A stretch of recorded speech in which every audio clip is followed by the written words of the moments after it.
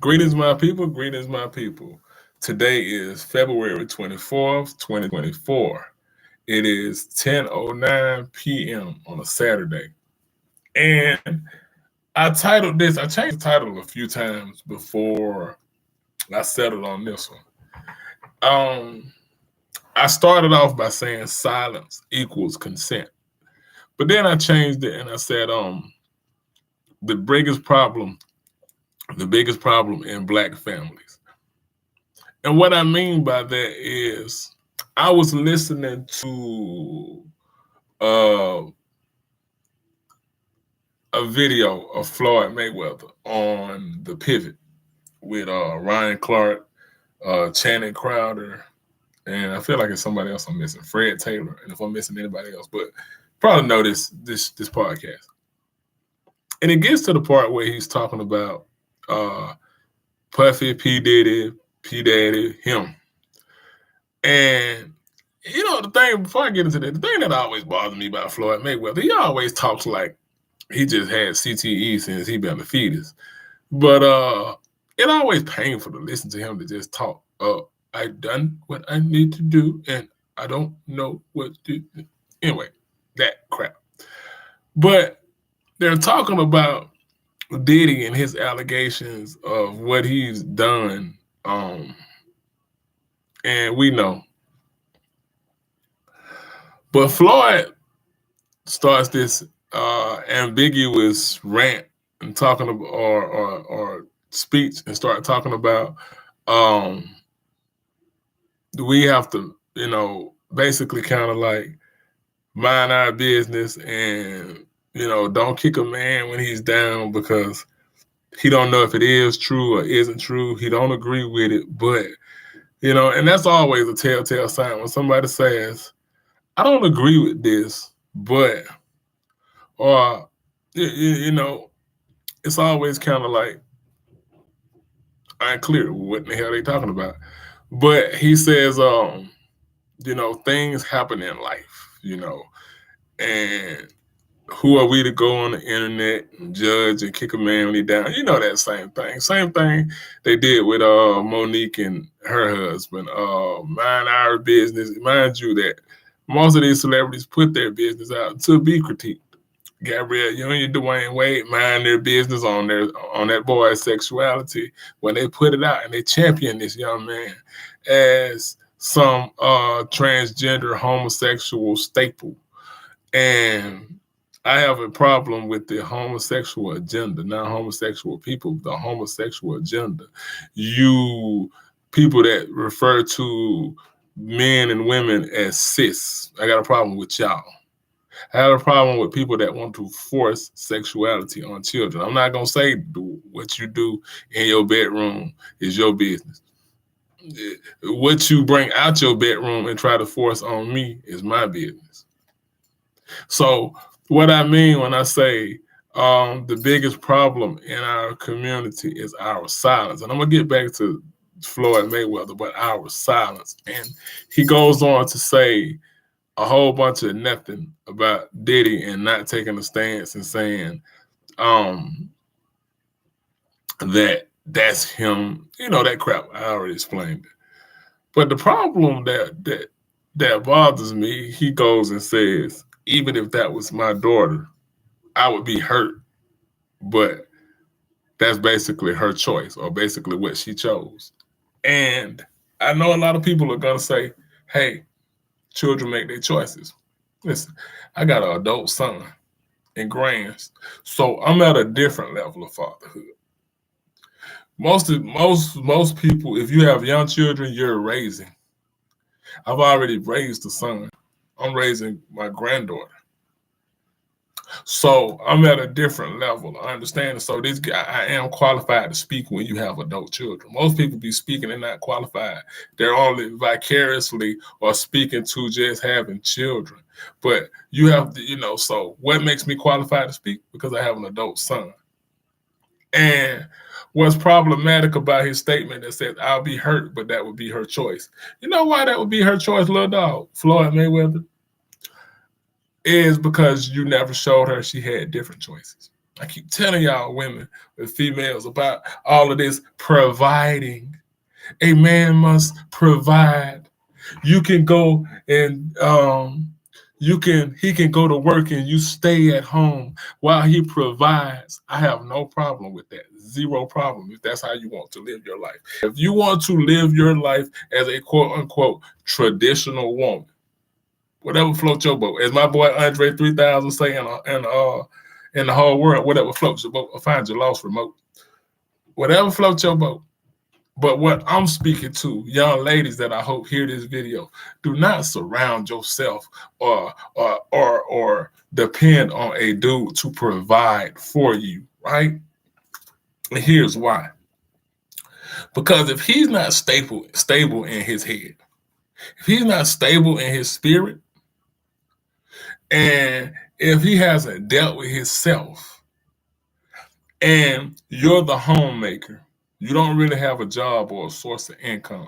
He's the primary breadwinner, right? So you build your life around him.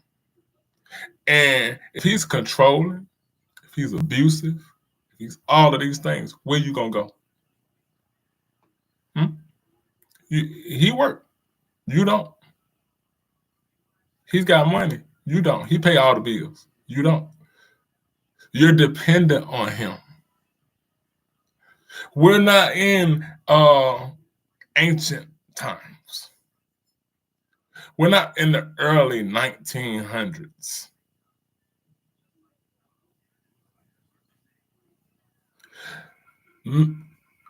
Mental illness has went up severely. So when we're looking at our grandparents and our great-grandparents, and even Papa was a Rolling Stone, right? So, but when we're looking at those generations, they didn't have to deal with transgenders. They didn't have to deal with granddad having rap dreams, being a reformed dope boy or being a dope boy, being a trapper, being a killer. Now, Pop might have been a gangster back in the day, but being a real, you know what I'm talking about. Or just being, everybody love this word, just being a self-centered narcissist. So if he got a host of anger issues that he hasn't dealt with, because to be a black man in America is not no joke. So it's not about judging, but on the scales of Maya, you use your judgment. We don't judge nobody because we all victims of racism, white terrorism. Right? So as Nana Bobby E. Wright used to say, everybody got the right to have sick people. But it's when you are living and he's trying to function as a sane person.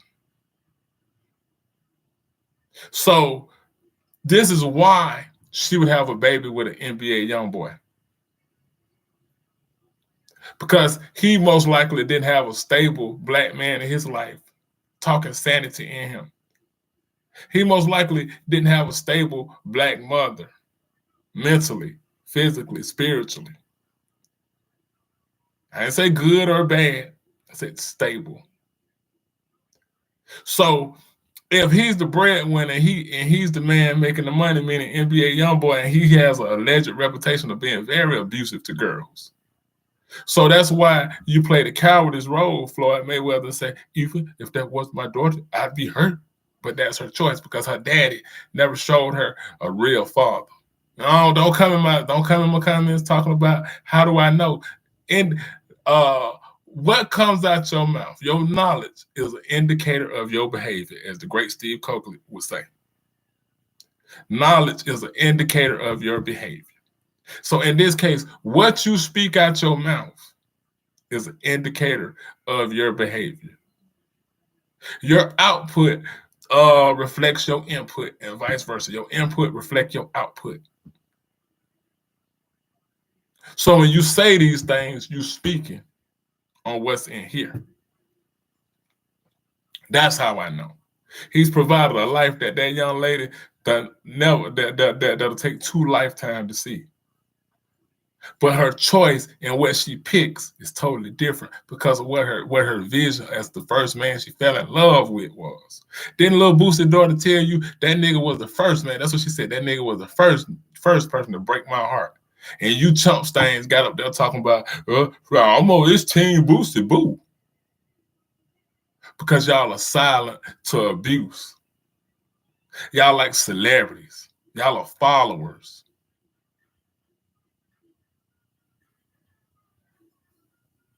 So you overlook bad behavior.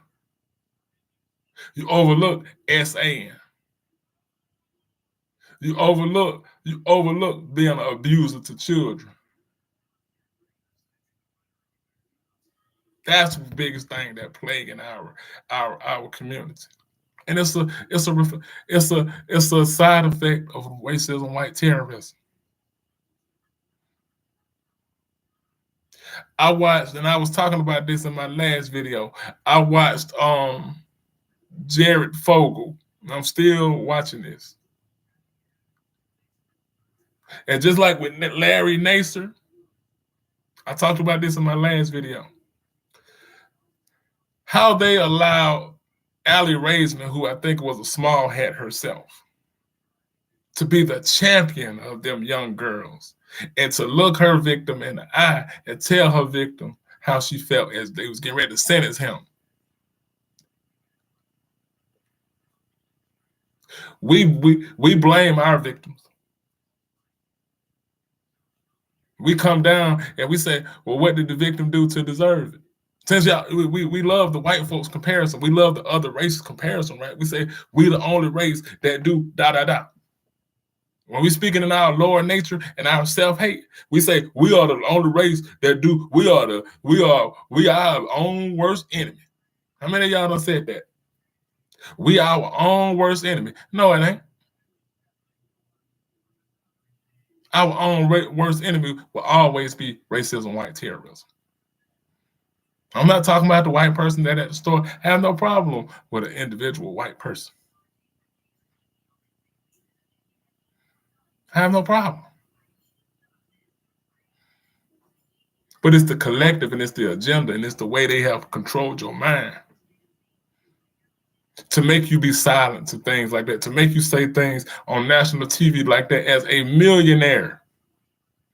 So as Albert Bandura has always talked about in The Model, aka the role model, how many up-and-coming young men are going to be boxers that's going to look up to Floyd Mayweather for his fighting style, not even on how he thinks, because we don't really factor that in. We just like what he able to do in the ring. In the ring, he is a bad mofo. And that was standing so I'm saying, hey, mofo. But in the ring, he a bad boy, right? His workout, his commitment, his dedication. See, this ain't no hater. You able to see a person good and bad.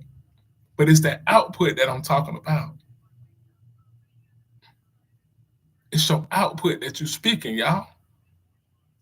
So he's phenomenal in that ring. He's phenomenal to watch fight. But if he's an influence to Shakur Stevenson, if he's an influence to people like Devin Haney, now Devin Haney got his father in his corner. Now Bill Haney,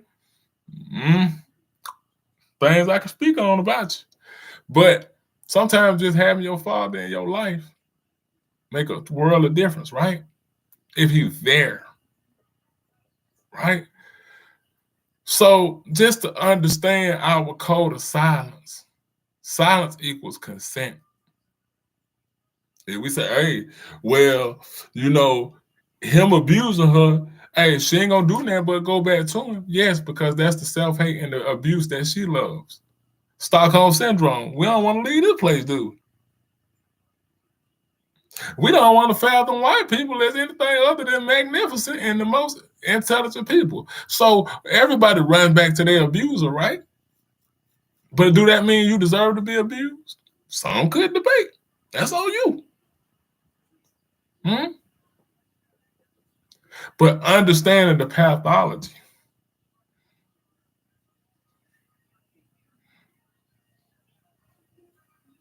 We look at how we speak, and I was speaking to my son, and I was talking to him about um, allowing our children to play professional sports, because in the conscious community, wherever that is, we have a tendency to overdo things, right? We either really love it or we really hate it. As my great bro would always say, we very absolute about things.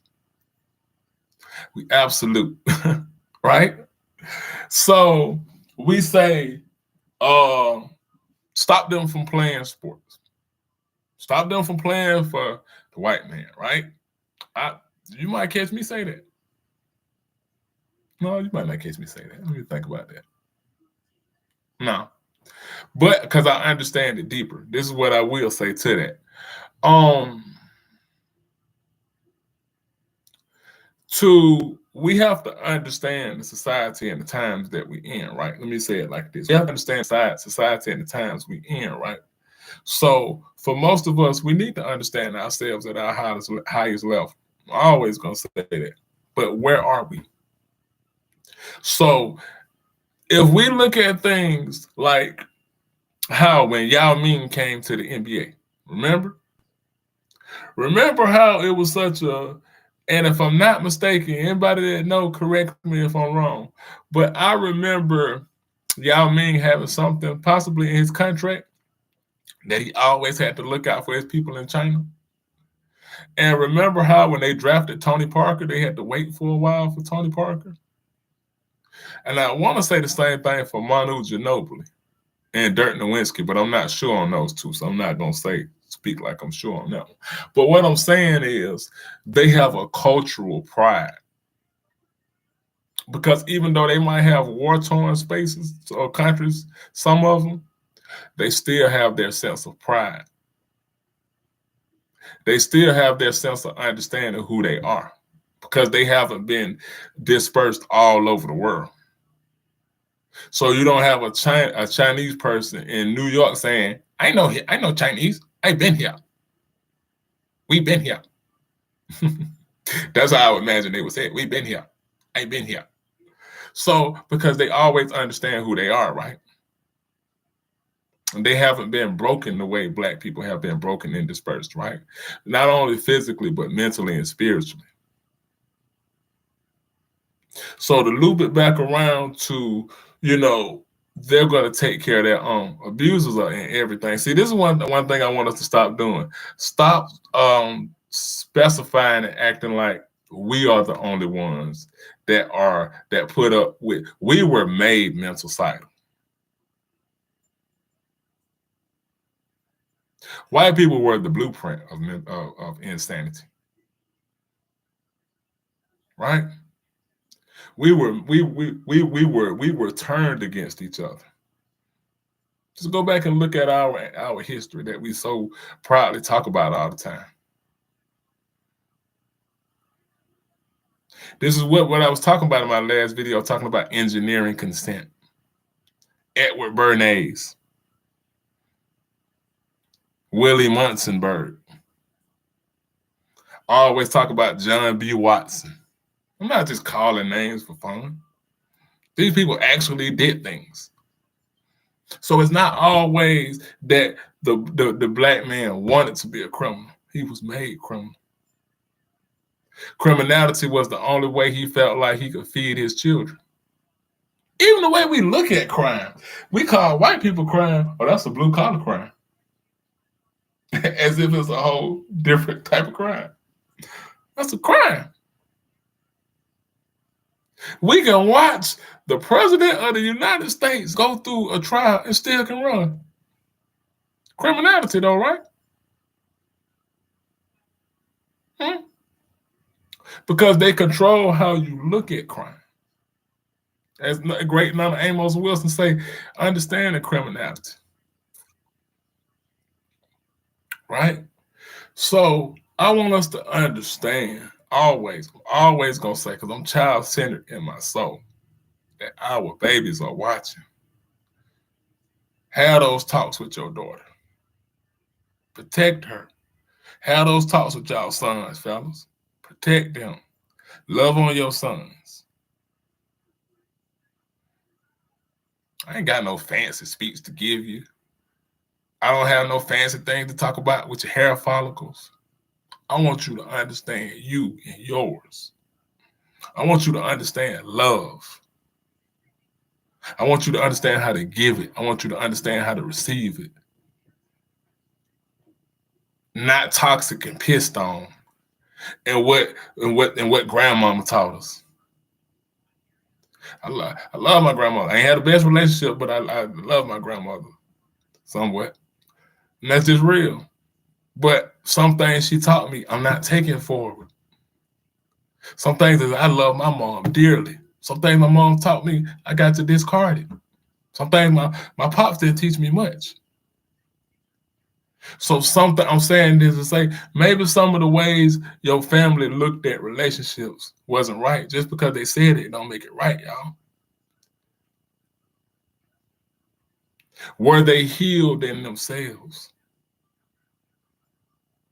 So what I want to say is protect yours. Love on them. Make your environment beautiful for them. Don't teach them hypocrisy. Don't teach them because you got a phallus that you can do something that if you didn't, you can't. Don't teach them that. Don't teach them babies that. You teach them balance because that's what we need. Peace.